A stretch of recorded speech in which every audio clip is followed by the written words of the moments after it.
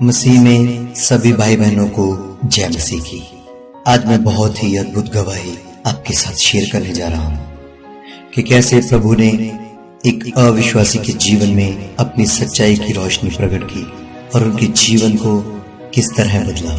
ये गवाही है अनिल कांत जी की, जो एक गायक भी हैं, प्रचारक भी हैं और अपने पूरे परिवार के साथ पत्नी रीना कांत जी, बेटी श्रेया कांत और बेटे ऋषभ के साथ प्रभु की सेवकाई करते हैं। अनिल कांत जी का जन्म हिंदू पंजाबी परिवार में हुआ।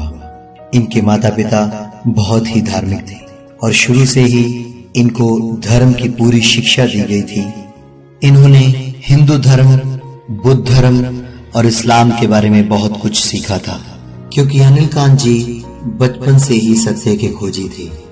अनिल कांत जी का कहना है कि उन्होंने सब धर्म के ग्रंथों को पढ़ा, पर उन्होंने बाइबल नहीं पढ़ी थी और ना ही इसे पढ़ना चाहते थे, क्योंकि वह सोचते थे कि बाइबल अंग्रेजों की है और बाइबल का खुदा भी अंग्रेजों का खुदा है। कुछ समय बाद अनिल कांत जी बड़े हुए और कॉलेज की पढ़ाई के बाद उनकी शादी 1986 में रीना जी के साथ हो गई। शादी के बाद वह सिंगापुर चले गए और यीशु मसीह के साथ पहला संपर्क सिंगापुर में हुआ। वह जा रहे थे कि एक चर्च में शादी हो रही थी और उन्होंने चाहा कि वह अंदर जाए और वह अंदर चले गए। चर्च में एक आदमी उनके पास आया और उनसे बात की। आदमी का नाम जॉन था और जॉन उनके घर गया। तब इनकी दोस्ती हुई और जॉन ने इनको बाइबल दी और कहा, God has planned for your life। तब अनिल कांत जी चकित हो गए। जॉन के कहने पर अनिल कांत जी ने पहली बार जिंदगी में बाइबल पढ़ी, पर अभी उनका विश्वास प्रभु पर नहीं था। तब कुछ साल बाद अनिल जी इंडोनेशिया चले गए और वहां रहने लगे। वहां पर एक चर्च था। क्योंकि अनिल कांत जी संगीतकार थे और अच्छे गायक थे, इसलिए उनको चर्च से इनविटेशन मिला कि उनकी क्वायर को गीत सिखाए।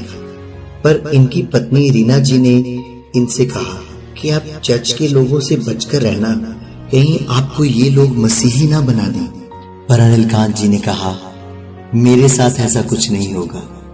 तो वे चर्च जाकर गीत सिखाने लगे और चर्च वाले इनसे बहुत प्रेम करते थे और इनके घर जाकर प्रार्थना करते थे और प्रभु अनिल कांत जी के विषयों को पूरा करते थे।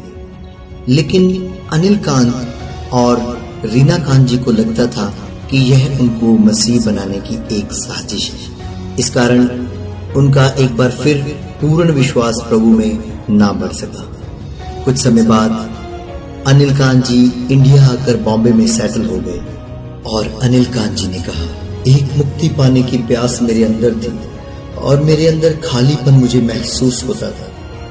एक दिन क्या हुआ कि रात को अनिल कांत जी प्रार्थना करने लगे कि हे भगवान, मुझे सत्य का मार्ग दिखा, मेरे खालीपन को दूर कर।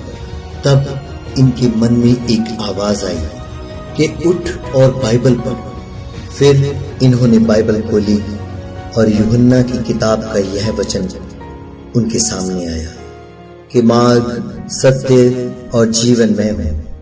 तब अनिल कांत जी अचंभित हो गए और कहा, हे प्रभु, अगर तू ही सच्चा परमेश्वर है तो मुझ पर प्रकट कर। मैं आपको 1 मिनट देता हूं यह साबित करने का कि आप प्रभु हो।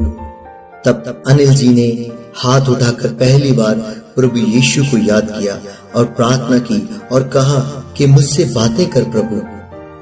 तब प्रभु ने इनको अपना दर्शन दिया और चारों तरफ रोशनी ही रोशनी हो गई और अनिल कांत जी रो पड़े। यीशु ने उनसे कहा कि अनिल, इस जीवन के बाद तू मेरे पास आने वाला है। तेरी मुक्ति और उद्धार मैं ही हूं। तब अनिल कांत जी ने अपनी पत्नी को उठाया और कहा कि अभी प्रभु ने मुझे दर्शन दिया, पर उन्होंने इनकी प्रतीति ना की। इनकी पत्नी विश्वास नहीं करती थी और ऐसे ही 1 साल बीत गया। पर उचित समय आने पर परमेश्वर ने रीना कांत जी को भी छुआ और उनके विश्वास को भी प्रभु में पक्का किया। तब दोनों ने 21 मई 2001 में बपतिस्मा लिया और अपना जीवन प्रभु को सौंप दिया। आज परमेश्वर के दास अनिल कांत जी जगह जगह जाके सेवकाई करते हैं और परमेश्वर उनको बहुतायत से इस्तेमाल करता है। अनिल कांत जी कहते हैं कि धर्म कभी बचाता नहीं है, धर्म अलग करता है। अगर हम बारिश को देखें तो वो सभी पर बरसती है। वो धर्म जाति नहीं देखती। सूर्य भी सभी पर अपना प्रकाश चमकाता है। हवा भी सभी के लिए है। ऐसा ही परमेश्वर है। परमेश्वर का कोई धर्म नहीं है, वह सबसे प्रेम रखता है। आज हमने जो गवाही सुनी है, इसमें हमने सुना कि जो परमेश्वर को पूरे दिल और जान से ढूंढते हैं और परमेश्वर को पाने की प्यास मन में रखते हैं, तो परमेश्वर अपने आप को उन पर जाहिर करते हैं और अपना वचन भेजकर उनके मनों की प्यास बुझाते हैं। तो आज हम भी सच्चे परमेश्वर को पुकारें और शुद्ध मन से उसे ढूंढें। तो मेरा यह विश्वास है कि वह आप पर भी अपनी सच्चाई और प्रेम को प्रकट करेगा। आज की गवाही आपके जीवनों में कार्य करे और खुदावन का जलाल आपके जीवनों में बना रहे।